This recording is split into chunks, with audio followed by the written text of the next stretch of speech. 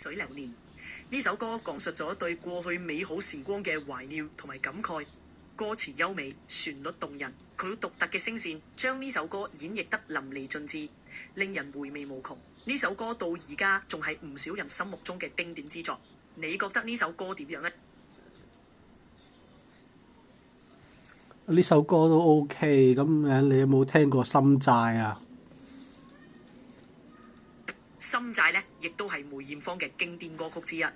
呢首歌以其深情嘅歌詞甜蜜旋律，表達咗對愛情嘅複雜感受，包含咗愛、恨、痴、醉。梅艷芳嗰種獨特嘅唱腔，令呢首歌充滿感情，深入人心。呢首歌喺80年代非常受歡迎，至今仍然係唔少人中意嘅金曲。你覺得《心債》呢首歌點樣？哦，咁梗係好啦。咁你有冇聽過將冰山劈開啊？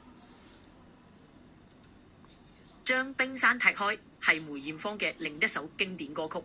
呢首歌帶有激昂嘅節奏同埋澎湃嘅情感，歌詞講述咗克服困難同埋勇敢迎接挑戰嘅決心。梅艷芳以佢強大嘅舞台表現同埋嘹亮嘅歌聲，將呢首歌演繹得非常出色，成為當年受歡迎嘅勵志歌曲之一。你覺得呢首歌點樣啊？